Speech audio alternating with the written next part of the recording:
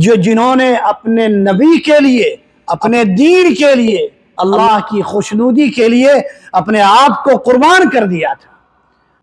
ساتھیوں، وہ صحابہ کرام تھے جنہیں اللہ سبحانہ و تعالی نے اپنے نبی کی صحبت کے لیے، اسلام کی تبلیغ کے لیے سخت سے سخت ترین حالات میں اللہ کے نبی کی نصرت و تائید کے لیے اللہ نے چن لیا تھا، اختیار کر لیا تھا۔ قرآن مجید میں مختلف آیتوں میں اور مختلف صورتوں میں اللہ سبحانہ و تعالی نے اپنے ان پاک باز لوگوں کی تعریف کی ہے۔ سورہ فتح میں اللہ تعالیٰ فرماتے ہیں محمد رسول اللہ، محمد رسول اللہ ہے، اللہ کے رسول ہے، والذین معہ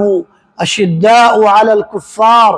اور جو ان کے اصحاب ہیں، جو ان کے ساتھ ہیں، وہ کافروں پر سخت ہے، رحماء بینہم، آپس میں ایک دوسرے کے لیے رحم دل ہیں۔ یہی صفت اہل اسلام کی بھی ہونی چاہیے، یہی صفت اہل ایمان کی بھی ہونی چاہیے کہ وہ کافروں کے لیے سخت ہوں اپنے ایمان، اپنے عقیدے کے اعتبار سے، اور مومنوں کے لیے رحم دل ہوں۔ اور ان کی اور بھی صفت بیان کی گئی، تراہم رکعا سجدا، انہیں آپ دیکھو گے حالت رکوع میں، حالت سجدہ میں، یبتغون فضلا من اللہ ورضوانا، ہمیشہ ہر وقت اللہ کے فضل کو، اس کی مہربانی کو، اور اللہ کے رضوان کو اور اس کی خوشنودی کو تلاش کرتے ہوئے، سیماہم فی وجوہہم من اثر السجود، ان کے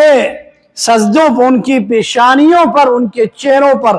سجدوں کے نشانات ہیں۔ یہ صحابہ کرام کی صفت بیان کی گئی ہے جن کی پوری زندگی ساتھیوں اسلام کی خدمت میں گزری، جن کے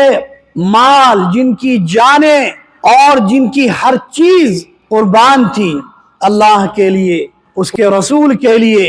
اور دین کے لیے۔ اسی لیے تو اللہ سبحانہ و تعالی نے ان نفوس قدسیہ کا ذکر کیا ہے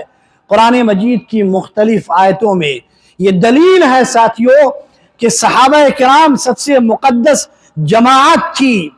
جنہوں نے اپنے نبی کے لیے، اپنے دین کے لیے، اللہ کی خوشنودی کے لیے اپنے آپ کو قربان کر دیا تھا۔